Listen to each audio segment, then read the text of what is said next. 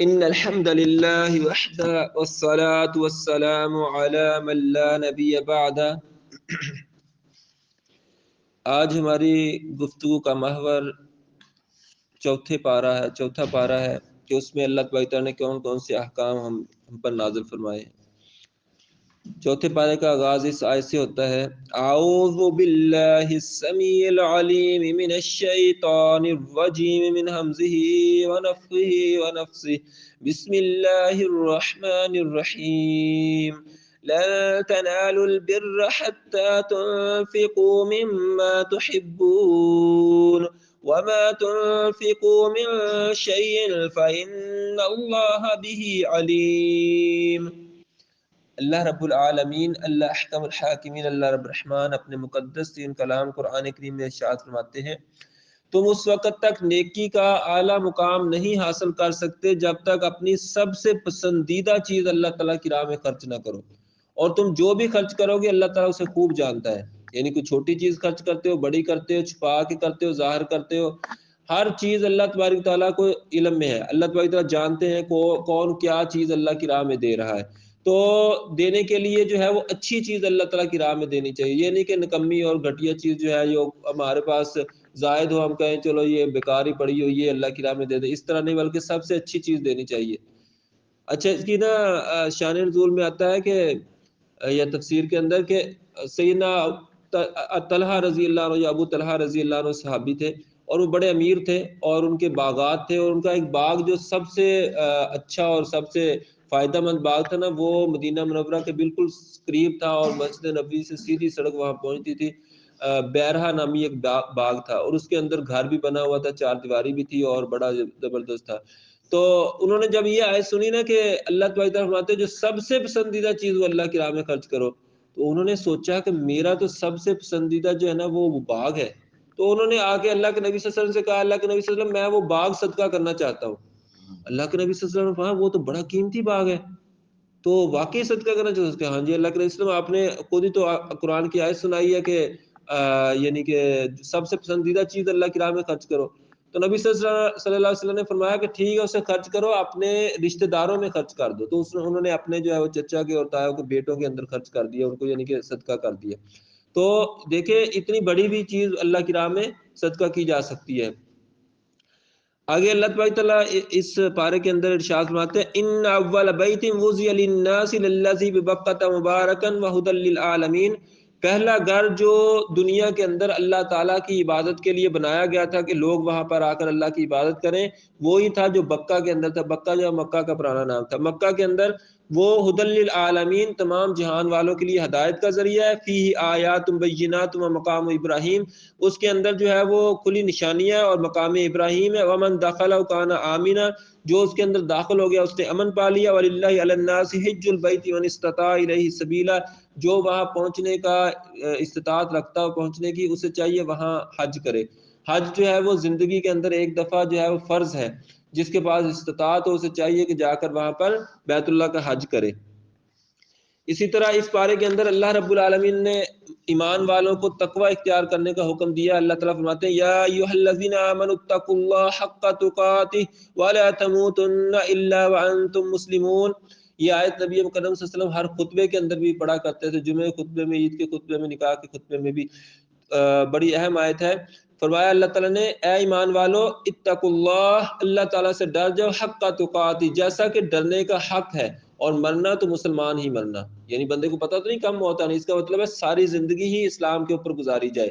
یہ نہیں کہ بس 2-4 دن جو ہے وہ نمازیں پڑھ لی، روزے رکھ لیے، بعد میں جو ہے وہ اسلام کو بھول گئے۔ اگر اس حالت کے اندر موت آ گئی تو کفر کے اندر موت آئے گی تو فائدہ تو یہ ہے کہ ساری زندگی ہی تقوی اختیار کرتے ہوئے، اللہ تعالیٰ کا ڈر رکھتے ہوئے اسلام کی حالت کے اندر گزارنی چاہیے، تاکہ کسی وقت بھی موت آئے تو بندہ اس کے لیے تیار ہو کہ وہ تقوی کی حالت میں ہو، اسلام کی حالت میں، اللہ تعالیٰ کی فرما برداری کی حالت میں ہو۔ اللہ تعالیٰ ہمیں توفیق عطا فرمائے۔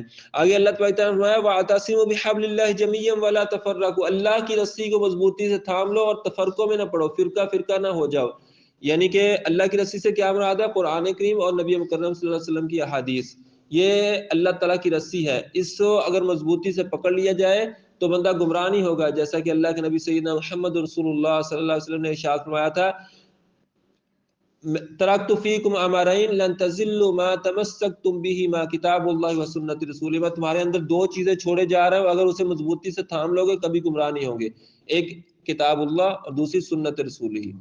تو ایک حدیث کے اندر یوں بھی آتا ہے کہ اللہ کے نبی صلی اللہ علیہ وسلم نے فرمایا تھا کہ بنی اسرائیل کے 72 فرقے تھے، میری امت کے 73 ہوں گے، ان میں سے صرف ایک جماعت جنت کی طرف جائے گی۔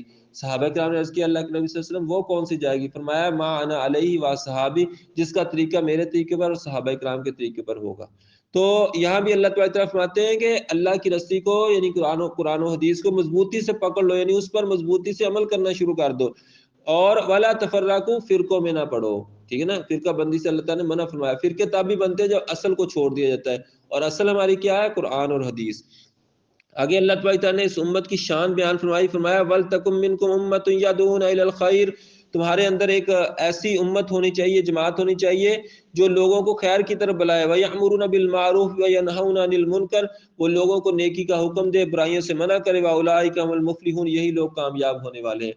اور آگے کچھ آیات کے بعد مزید اللہ تعالیٰ نے وضاحت فرما دی، كُنتُمْ خَيْرَ أُمَّةٍ، وہ جو بہترین امت، جو ایک امت ہونی چاہیے، وہ کون سی امت ہے؟ وہ تمہاری امت ہے، یعنی نبی مکرم حضرت محمد صلی اللہ علیہ وسلم کی جو امت ہے، امت محمدیہ، یہ سب سے بہترین امت ہے۔ یعنی کہ پہلے بنی اسرائیل کو اللہ تعالیٰ نے اعزاز بخشا تھا کہ وہ بہترین امت تھی، اور اپنے دور کے اندر جو ہے وہ اللہ تعالیٰ نے اس کو تمام جہانوں پر فضیلت بخشی ہوئی تھی۔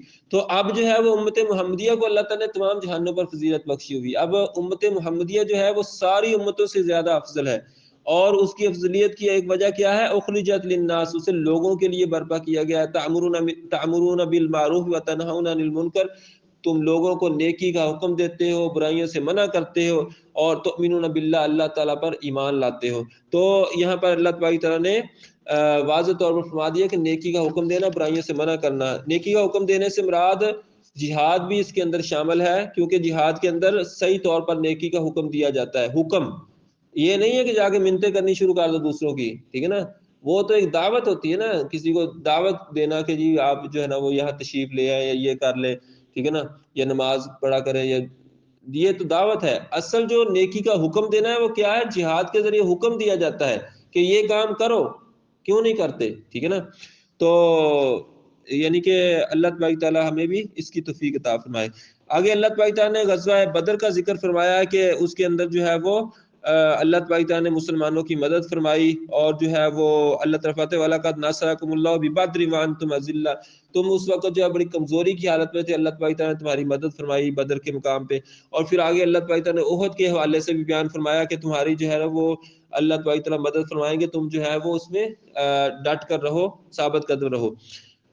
آگے اللہ تبارک تعالیٰ نے سود کے حوالے سے بیان فرمایا یا ایھا الذین آمنوا لا تأکلوا الربا اضعافا مضاعفا، کہ اے ایمان والو تم دگنا چگنا کر کے سود نہ کھاؤ، یعنی سود کھانا ہی نہیں چاہیے، اور بعض تو اس وقت سود در سود ہوتے ہوتے دگنا چگنا ہو جاتا تھا، ٹھیک ہے نا۔ آج بھی ہمارے ملک جو ہے نا وہ اسی شکنجے کے اندر پھنسے ہوئے ہیں کہ سود، قرض لیا جاتا ہے، اس پر سود چڑھ جاتا ہے، وہ سود ہی اتنا زیادہ ہے، قرض سے زیادہ سود چڑھا ہوا ہے۔ تو اللہ تبارک تعالیٰ نے اس سے منع فرمایا تھا۔ کل بھی ہم نے جو آیات پڑھی تھی سورہ بقرہ کی، اس کے اندر اللہ تعالیٰ نے اس کو اللہ اور اس کے رسول کے خلاف جنگ قرار دیا ہے، اس سے ضرور بچنا چاہیے۔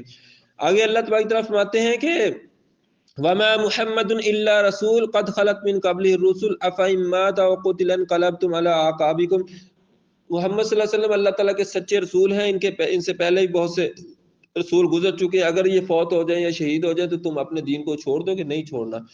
یعنی کہ آپ صلی اللہ علیہ وسلم کی وفات کا ذکر ہے اس حدیث، اس آیت کے اندر۔ تو یہاں پر اللہ تعالیٰ فرماتے ہیں کہ تم نے دین کو نہیں چھوڑ دینا، جیسا غزوہ احد میں ہوا تھا کہ صحابہ کرام میں کسی نے جو ہے نا وہ پھیلا دی ایک یعنی افواہ کہ نبی مکرم صلی اللہ علیہ وسلم تو شہید ہو گئے ہیں، تو بعض صحابہ کرام جی چھوڑ گئے کہ اب ہم نے کیا لڑنا ہے، ہم نے تو یعنی نبی صلی اللہ علیہ وسلم کا ساتھ دے رہے تھے، آپ صلی اللہ علیہ وسلم شہید ہو گئے، اب ہم نے کیا لڑنا ہے۔ تو اللہ تعالیٰ فرماتے ہیں کہ وہ اگر شہید ہو جائیں یا فوت ہو جائیں، تم نے دین کو نہیں چھوڑنا، تم نے پھر بھی اللہ کے راستے میں لڑنا ہے، پھر بھی ڈٹ کر رہنا ہے، پھر بھی کافروں کے خلاف جہاد کرنا ہے۔ اور آگے اللہ تعالیٰ نے ایک مثال بیان فرمائی کہ آپ تم سے پہلے بہت سے نبی گزر چکے ہیں جو ان کے ساتھ اللہ والے تھے، انہوں نے مل کر جو ہے وہ کافروں کے خلاف جہاد کیا، تو وہاں پر انہوں نے استقامت دکھائی، اور واللہ یحب الصابرین، اللہ تعالیٰ استقامت دکھانے والوں سے محبت کرتا ہے، ڈٹ کر مقابلہ کرنے والا۔ اور وہ یہ دعا کرتے تھے ربنا اغفر لنا ذنوبنا واسرافنا في امرنا وثبت اقدامنا وانصرنا على القوم الكافرين۔ اے اللہ، اے ہمارے رب، ہمارے گناہوں کو معاف فرما دے، جو ہم نے اپنے اوپر زیادتیاں کی وہ معاف فرما دے، اور ہمارے کاموں کے اندر آسانی پیدا فرما دے، اور ہمیں ڈٹ کر مقابلہ کرنے کی توفیق عطا فرما، اور کافروں پر فتح عطا فرما۔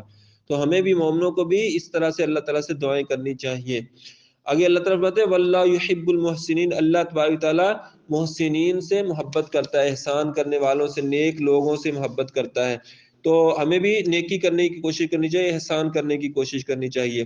آگے اللہ تبارک تعالیٰ نے کچھ واقعات بیان فرمائے ہیں یہ غزوہ احد کے حوالے سے، اور وہاں پر جو ہے وہ صحابہ کرام سے ایک ٹیکنیکلی غلطی ہو گئی تھی کہ وہ نبی صلی اللہ علیہ وسلم نے کچھ صحابہ کرام کو جو ہے وہ ایک درے پر متعین فرمایا تھا، تو وہ ان سے کہا تھا نہیں اترنا، لیکن وہ ان سے غلط فہمی کے اندر کہ اب تو فتح حاصل ہو چکی ہے، اب تو ہمیں اتر جانا چاہیے، یہ تو جنگ کی بات تھی، تو وہ کچھ صحابہ کرام نیچے اتر آئے، جس کی وجہ سے جنگ کا پانسا پلٹ گیا، اوپر سے آ کر کافروں نے دوبارہ حملہ کر دیا تھا۔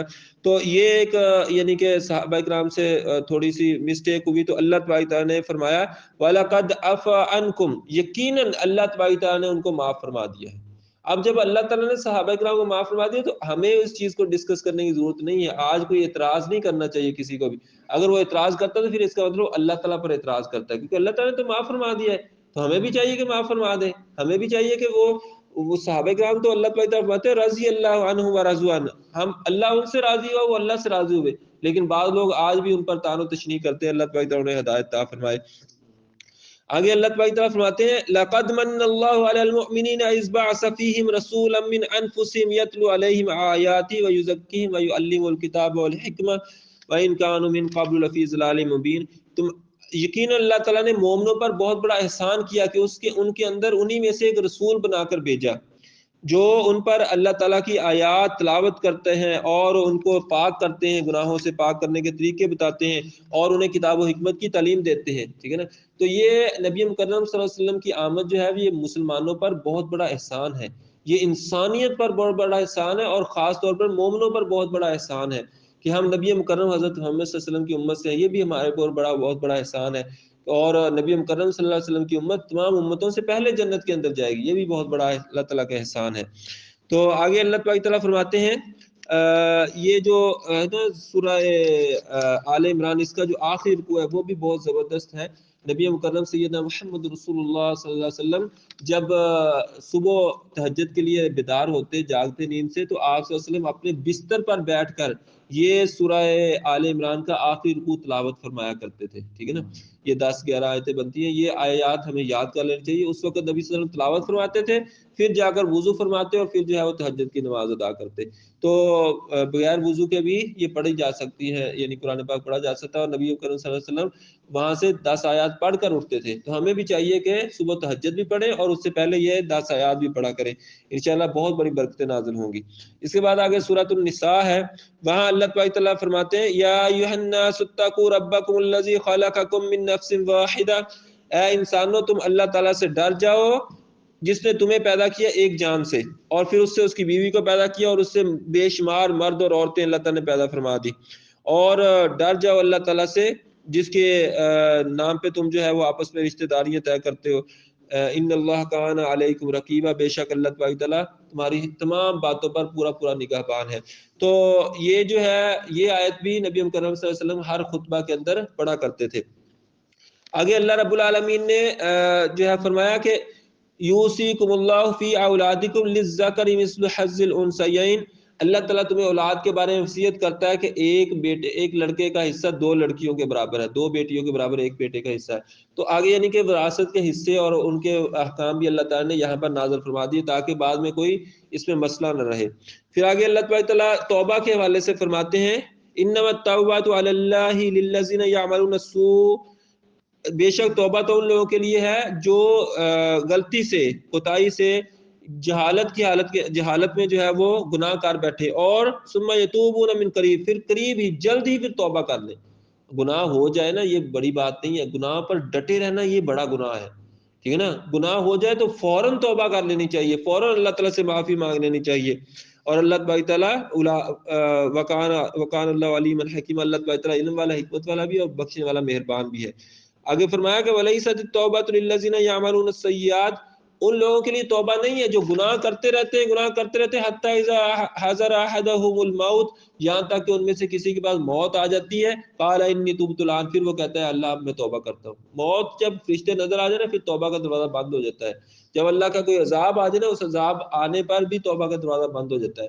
جب قیامت آئے گی نا، سورج مغرب سے نکل آئے گا، اس وقت بھی توبہ کا دروازہ بند ہو جائے گا۔ اس سے پہلے توبہ ہے، یعنی کہ کوشش کرنی چاہیے گناہ کرے نا، اگر غلطی سے ہو جائے تو فوراً توبہ کر لینی چاہیے۔ توبہ کا مطلب ہوتا ہے اے اللہ پیچھے جو گناہ ہو چکا معاف فرما دے، آئندہ میں وعدہ کرتا ہوں کہ آئندہ اس طرح کا گناہ نہیں کروں گا، اور اس پر بندہ پشیمان بھی ہو۔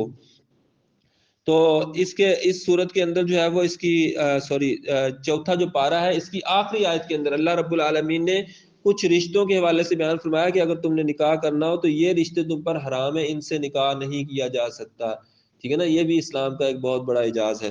اللہ تعالیٰ فرماتے ہیں حرمت علیکم امہاتکم، بے شک اللہ تعالیٰ نے تم پر حرام کر دی تمہاری مائیں، و بناتکم تمہاری بیٹیاں، و اخواتکم تمہاری بہنیں، و اماتکم تمہارے پھپھیاں، و خالاتکم تمہاری خالائیں، ٹھیک ہے نا، خالہ، و بنات الاخ اور تمہارے بھائی کی بیٹیاں، و بنات الاخت اور تمہاری بہن کی بیٹی، یعنی بھتیجیاں اور بھانجیاں بھی حرام ہیں۔ وَأُمَّهَاتُكُمُ اللَّاتِي أَرْضَعْنَكُمْ، اور وہ عورتیں بھی جنہوں نے تمہیں دودھ پلایا، دودھ پلانے والی جس نے تمہیں دودھ پلایا ہو کسی اور عورت نے، وہ بھی یعنی کہ رضائی ماں ہوتی ہے، اس کی جو بیٹیاں ہیں وہ بھی تمہاری رضائی بہنیں ہوتی ہیں، ان سے بھی نکاح جائز نہیں ہے۔ تو اسی طرح فرمایا کہ ان تجمعوا بین الاختین، دو عورتوں کو، دو بہنوں کو جمع کرنا یہ بھی جائز نہیں، یعنی ایک مرد کے نکاح کے اندر دو بہنیں نہیں ہونی چاہیے، ٹھیک ہے نا۔ ایک بہن سے نکاح کر لیا، دوسری اس پر حرام ہے۔ تو اللہ تبارک تعالیٰ نے یہ بھی یعنی احکام بیان فرمائے۔ اللہ رب العالمین سے دعا ہے جو اس چوتھے پارے کے اندر ہم نے کچھ احکام جو ہے وہ مختصراً پڑھے ہیں، اللہ تبارک تعالیٰ ہمیں ان پر عمل کرنے کی توفیق عطا فرمائے، ان احکام کو سیکھنے، آگے پہنچانے اور جو ہے وہ اس پر عمل کرنے کی توفیق عطا فرمائے۔ اللہ تعالیٰ ہم سے قبول فرمائے، اور باقی جو قرآن کریم کا حصہ ہے اس کو بھی ہمیں سیکھنے کی توفیق عطا فرمائے۔ سبحانک اللہم و بحمدک، اشہد ان لا الہ الا انت، استغفرک و اتوب الیک۔